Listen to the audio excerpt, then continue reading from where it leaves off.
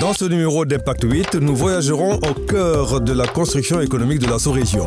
3 chefs d'entreprise nous racontent comment ils ont été accompagnés par le programme de restructuration et de mise à niveau. Ce sera dans notre rubrique Le Grand Angle.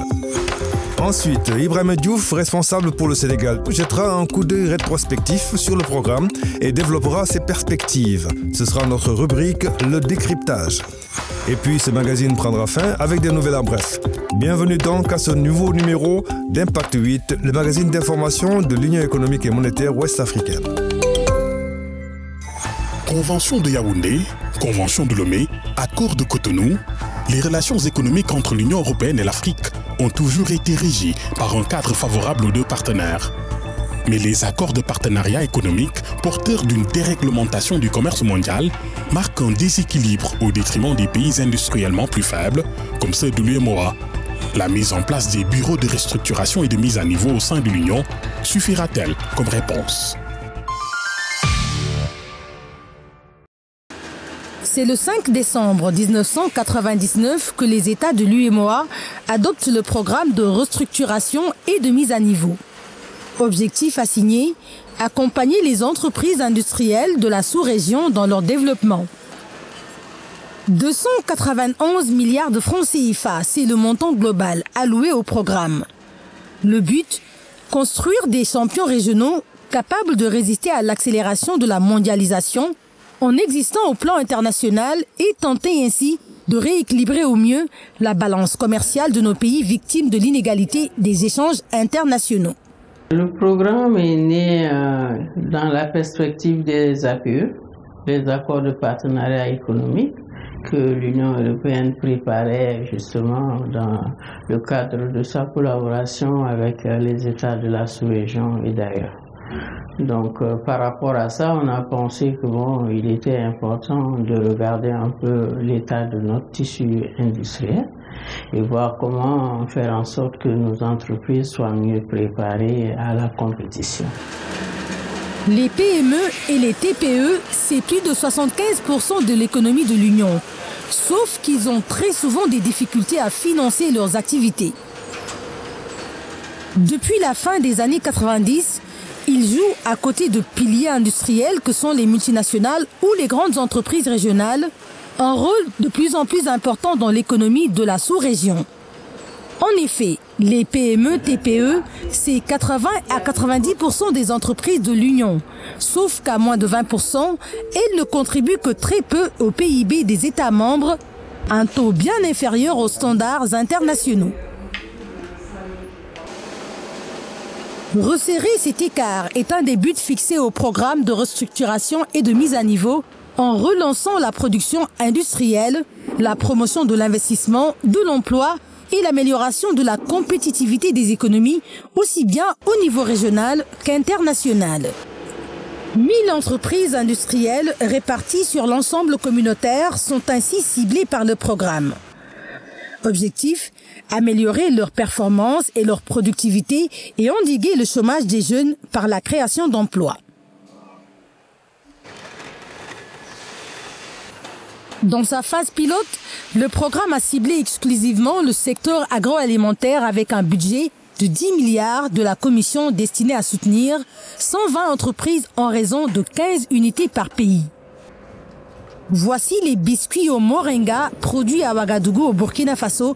La réussite de l'entreprise, affirme sa patronne Madame Simone Zoundi, et le doit aussi à l'appui du programme tant en matière de conseil que d'aide à l'investissement. Depuis 1991, j'ai créé la société d'exploitation des produits alimentaires Sodepal afin de contribuer à valoriser nos ressources locales, surtout les produits sylvo-pastoraux. En 2011, nous avons eu l'avantage d'être appuyés par le programme de mise à niveau des entreprises. Nous avons été appuyés surtout dans le domaine de la production au plan marketing. Et nous avons également bénéficié d'un appui financier pour acheter également du matériel. Né il y a 23 ans dans l'arrière-cuisine d'une maison familiale, voici Ndiabot, devenu aujourd'hui une industrie alimentaire plus que respectable au Sénégal. En 1997, nous avons tenté au niveau de la maison familiale Sika, dans la petite cuisine, de formater un yaourt capable de pouvoir supplémenter et même remplacer le lait caillé traditionnel servi aux populations à titre individuel et collectif et dont la traçabilité hygiène et même qualitative était encore à reprendre. Parti du yaourt, il a étendu son savoir-faire aux boulettes de farine de mil, le haraou sénégalais. Nous avons démarré, je vous l'ai dit tout à l'heure, un chiffre d'affaires de 85 millions en 1998 et nous sommes assurés que nous sommes en décembre, nous ferons un chiffre d'affaires de plus de 3 milliards en 2019. La réussite de l'entreprise Ndiabot Sénégal peut être considérée comme une illustration exemplaire du partenariat entre une entreprise du secteur privé de l'espace UEMOA et l'institution dans le cadre de son programme de restructuration et de mise à niveau. Mais on a été accompagné par 2 fois par le bureau, dans le conseil de gestion et dans des immobilisations matérielles. Le bureau a agréé notre plan d'investissement et parce qu'on a eu un retour financier sur de l'immobilisation matérielle, immatérielle je le saute parce que c'était déjà payé avant, mais en matériel on a eu un retour financier de 113 millions de francs CFA. L'entreprise Ndiabot qui fait en fait le yaourt ici, qui est en train de se développer, qui est une des success stories du BRMN Sénégal, que nous capitalisons au compte de l'ensemble de la communauté. Donc on a vu d'autres entreprises comme ça. Sedima aussi, la grande entreprise, avait été accompagnée à un moment donné dans une phase de son développement par le bureau des restructurations et de mise à niveau. C'est dire que bon, les résultats vont dépendre aussi de l'engagement politique au niveau de chaque État pour soutenir la dynamique et y mettre aussi les moyens qu'il faut malgré les défis énormes de ressources dans nos pays. Il est important que l'économie réelle quand même que constitue ces entreprises-là puissent être prises en compte dans ce que nous faisons. À plus de 3000 km de Dakar, à Cotonou au Bénin, Kofa Biotech est spécialisée dans la production de produits pharmaceutiques et agroalimentaires. Le bureau de restructuration de mise à niveau nous a apporté beaucoup. Et nous avons acheté un équipement ultra moderne qui nous a permis d'augmenter donc la qualité de nos produits, d'augmenter la production et la productivité. Et le BRMN nous a financé pour environ 20%. 3 pays, 3 entreprises en plein développement qui sont loin d'être des cas isolés dans l'espace communautaire. Nombre d'entreprises soutenues par le programme de restructuration et de mise à niveau aux 4 coins de l'espace ont, avec des fortunes diverses, parcouru leur chemin, partant à la conquête de marchés nouveaux et créant de multiples emplois. L'UEMOA a demandé à chaque pays de formuler maintenant son propre programme qui puisse s'adapter aux spécificités nationales de manière à ce qu'il y ait une appropriation et une adaptation de ce programme à chaque contexte. Nous avons formulé le programme national en 2013 et le gouvernement l'a lancé officiellement. Pertinente, globalement satisfaisante, impact positif et uniforme sur la performance globale de notre tissu industriel dans l'ensemble des pays de l'Union à l'exception de la Guinée-Bissau, les jugements ne manquent pas pour qualifier l'expérience. À l'heure de la globalisation et de la concurrence planétaire, ce programme sonne comme un passage obligé. Sauf que cette perspective réclame de l'UEMOA, de ses partenaires et de chacun de ses États membres une réelle volonté politique et une mobilisation de ressources massives. Un gros défi dans un monde où les ressources se raréfient.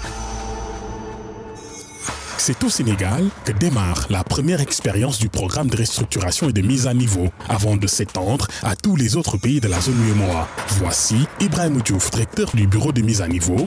Il dresse pour nous les grands axes du programme au Sénégal, le travail accompli et les perspectives.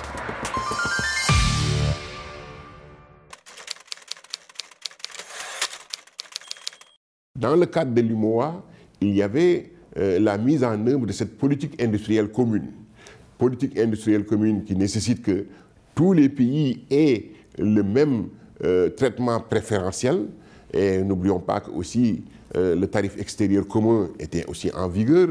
Et il fallait pour cela aussi, pour faire en tout cas marcher le jeu normal de la concurrence, que tous les pays aient le même traitement. C'est dans ce cadre que la politique industrielle commune a préconisé et d'une part un redéploiement industriel et que aussi des programmes de mise à niveau soient accompagnent les États pour un tout petit peu réussir cette en tout cas activité de restructuration et de mise à niveau. Dans un premier temps, il fallait mettre à niveau, restructurer et mettre à niveau le secteur de l'agro-industrie. Au Sénégal, un objectif d'accompagner 15 entreprises dans la phase test, en tout cas, était assigné au bureau de mise à niveau pour que ces industries agroalimentaires puissent, en tout cas, ressurgir et se refaire une nouvelle santé. Parce qu'au regard de l'importance de l'agro-industrie dans nos économies. C'est ainsi qu'aujourd'hui, on peut saluer les performances de ces industries-là qui, grâce à l'accompagnement de la mise à niveau, ont renforcé leur position concurrentielle sur leur propre marché, mais aussi au sein de l'UEMOA et même, pour certaines d'entre elles, à l'export.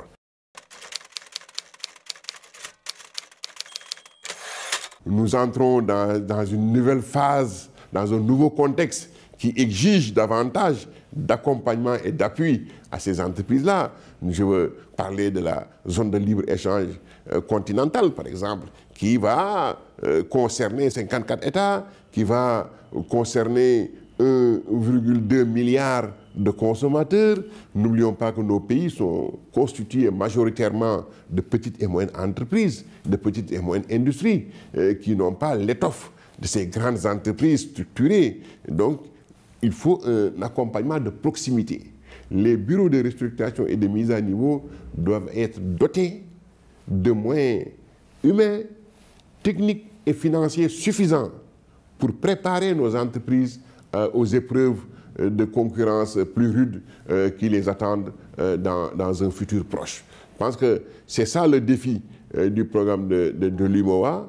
Et je pense aussi que l'UEMOA doit aussi, en tout cas, solliciter l'appui des partenaires techniques et financiers aptes à accompagner ce processus-là. Parce que peut-être l'UEMOA seul ne pourra pas le faire.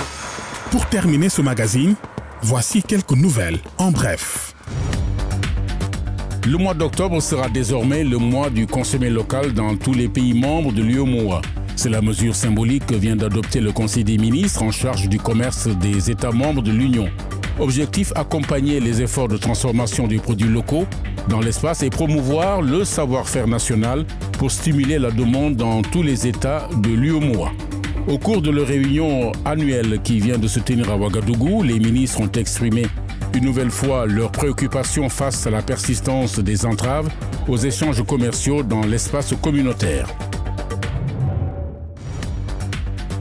Les représentants résidents de la commission de l'UEMOA à l'école du budget programme, un atelier de formation en gestion axé sur les résultats, leur suivi et le reporting, les a réunis récemment à Dakar.